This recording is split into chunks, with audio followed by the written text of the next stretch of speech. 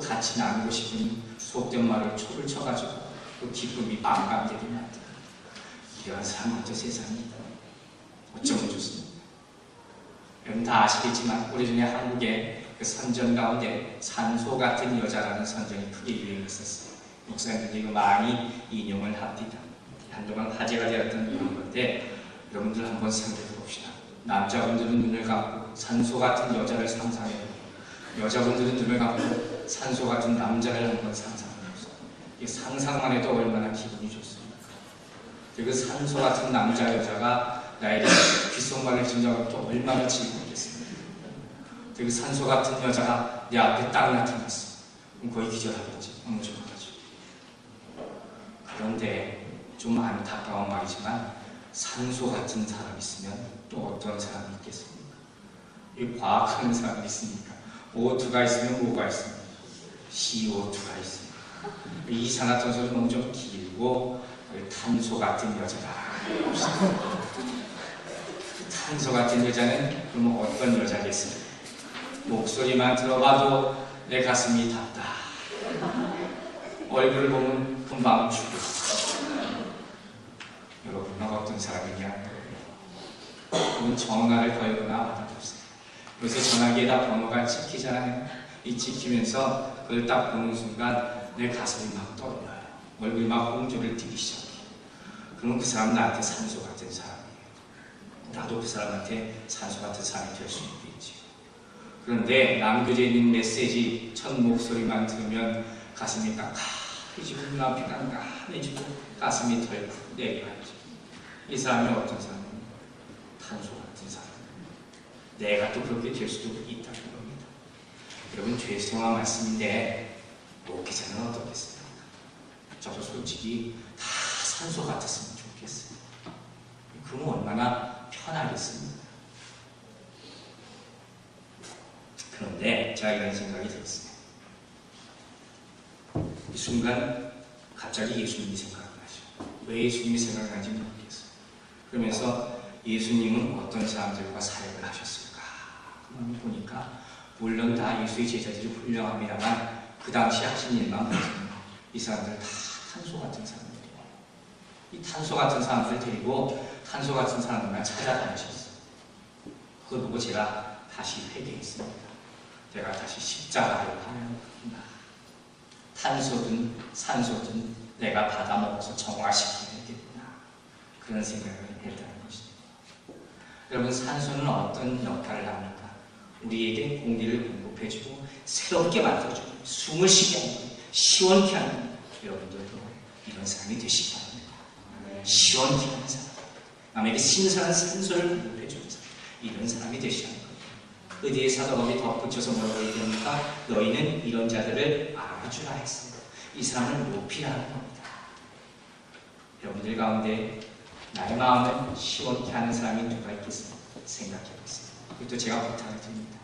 우리 사역팀장님들이 있습니다. 순장님들이 있습니다. 또 우리 건축위원회가 생겼습니다. 건축위원회입니다. 또 교역자들, 이들을 위해서 기도해 주시기 바랍니다. 나를 시원케 하는 사람이 되게 해달라고, 산소 같은 사람이 되게 해달라고 기도해 주시기 바랍니다. 이분들의 수고와 노력으로 말미암아 우리 교회가 정말 시원케 하는 역사를 충만하게 되기를 주님의 이름으로 축원합니다. 자, 이제 19절 이하의 말씀을 보면 두 사람이 나옵니다. 여러분의 능과 귀에 익숙한 두 인물인데 바로 아굴라와 브리스가라 하는 사람입니다. 그러면 이 사람들이 여기 본문에 나오는 이유는 뭐겠습니까? 우리가 이것만을 보면 알 수가 없지만 이 사람들이 특별히 사도 바울의 큰 칭찬과 교류가 계속 있었던 이유는 뭐냐면 이 사람들이 고린도에 있을 때도 또 지금 에베소에 왔을 때도 자기의 집을 오픈해서 예배를 보는 장소로 섬기게 한 사람입니다. 정말 대단한 믿음을 가진 사람입니다. 이 사람들은 집을 살 때 다른 이유로 산 게 아니라 성도 섬기기 위해서 집을 산 사람들이에요. 그리고 성도들이 그곳에서 온전히 예배할 수 있도록, 예배 드릴 수 있도록 모든 준비를 아낌없이 다 전적으로 제공한 거예요. 그냥 잠깐 며칠 머물렀다가는 편의를 제공하기 위해서 마련한 것이 아니라 하나님을 섬기는 일이라면 모든 내 집에서 다 해도 괜찮습니다. 그냥 프리텐딩 하는 게 아니에요. 완전히 헌신. 진실 가지고 헌신한 사람이 바로 이 아굴라와 브리스가라는 사람입니다. 여러분은 어떻게 생각하세요? 그래서 제가 이 인물들을 보면서 이 사람들이야말로 바로 사도 바울이 네 번째로 우리에게 권면하는 이런 사람을 사귀라는 그런 사람이 아니냐는 것입니다. 여러분들, 초대교회나 지금이나 성도 수가 많으나 적으나 교회에서 헌신하는 사람들은 정해져 있습니다. 안타깝지만 그건 부인할 수 없는 사실이에요. 몇 사람이 전적으로 헌신합니다. 목숨을 바쳐서, 생명을 바쳐서, 생업을 뒤로 하고 헌신함으로 말미암아 교회가 성장하고 커가게 됩니다. 그렇다면 여러분은 어떤 분이 속합니까? 아굴라와 브리스가 같은 사람입니까? 아니면 한 발짝 뒤쳐져서 할장기고 바라만 보는 그런 교인이 하는 것입니다. 교회에 문제가 생겼을 때 그것에 내가 책임을 지고 나설 수 있는 사람입니까? 아니면 가만히 있다가 비판만 일삼는 사람이냐 하는 것입니다. 여러분, 제가 간곡하게 당부드립니다. 이왕 여러분들이 이곳에 와서 예배를 같이 드리게 되고 이 교회의 멤버가 되셨다면 얼마를 입던 간에 상관이 없습니다. 한 주를 와서 이 교회에서 섬긴다 할지라도 모든 일을 진실되게 또 헌신하는 마음으로 섬길 수 있는 여러분들 되시기를 주님의 이름으로 축원합니다. 자, 마지막으로 21절을 보니까 이런 말이 있습니다. 친필로 너희에게 문안하노니 하는 말을 사도 바울이 합니다. 우리가 아는 바와 같이 사도 바울은 육체에 가시라는 것이 있었다는 말들을 들어보셨을 거예요. 몸이 어디가 아픈 곳이 있었단 말입니다.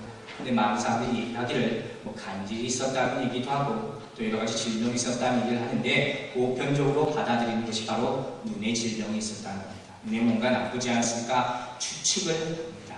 그래서인지 사도 바울이 쓴 서신서를 보면 대피라는 흔적을 많이 발견할 수 있어요. 다른 사람이 대신 편지를 썼다는 거예요. 오늘 마지막 본문을 보니까 뭐라고 나왔습니까? 내가 친필로 너희에게 무한한다 했습니다. 이 말은 사도 바울의 고린도 교회와 고린도 교회 성도들에 대한 사랑을 나타내는 것이요. 이와 같이 그는 마지막 순간까지 그 교회를 위해서 친필로 또 어려운 환경 가운데 있지만 당부의 말씀을 전했다는 것입니다. 그리고 저는 마지막으로 이 구절 가운데서 사도 바울이 우리에게 권하는 삶의 유형을 찾으려고 합니다. 바로 내가 엄밀히 있던 간에 내 생의 마지막 순간이 된다 할지라도 마지막까지 애정을 가지고 성도에게 권면하고 성도를 운항하는 사람을 사귀라 하는 것입니다. 여러분들은 어떻게 생각하십니까? 여러분에게 그런 애정이 있냐 하는 것입니다. 오늘 내일 우리가 어떤 일을 당할지 모릅니다. 그러나 오늘이 항상 마지막이라 생각하고 살라 이렇게 얘기하지 않았습니다. 그 순간까지 정말 애정을 가지고 모든 성도들에게 교우들에게 무난할 수 있는 여러분들 되시기를 주님의 이름으로 축원합니다. 이 말씀을 마칩니다. 사랑하는 성도 여러분, 여러분들은 교회 안에서 어떤 사람으로 불려지기를 원하십니까? 어떤 사람과 교제하면서 사랑을 나누기를 원하십니까? 우리가 크리스찬이라면 무엇보다도 나를 아는 모든 사람에게 섬기기로 작정한 그런 사람이 되어야 할 것입니다. 그 남이 부족한 데를 찾아가서 그것을 보충하고 메꾸는 그런 사람이 되어야 될 것입니다. 내 상대방의 마음을 시원케 하는 그런 사람이 되시기 바랍니다. 정말로 진실되고 헌신적으로 교회를 위해서 오픈하고 봉사할 수 있는 그런 성도가 되시기 바랍니다. 마지막으로 마지막 순간까지 내가 애정을 가지고 서로를 분단할 수 있는 그런 성도들 되시기 바랍니다. 그런 교제가 이 가운데 있을 때 우리 교회는 정말로 하나님으로부터 큰 축복을 받은 교회가 됨을 믿으시는 여러분들 되시기 바랍니다. 자, 기도하겠습니다. 사랑이 많으신 하나님 아버지, 참으로 감사드립니다. 우리는 교제한다고 하나 그 교제가 무엇인지 몰랐습니다. 어떻게 사귀고 누구를 사귀어야 하는지 몰랐습니다. 가려 사귀라는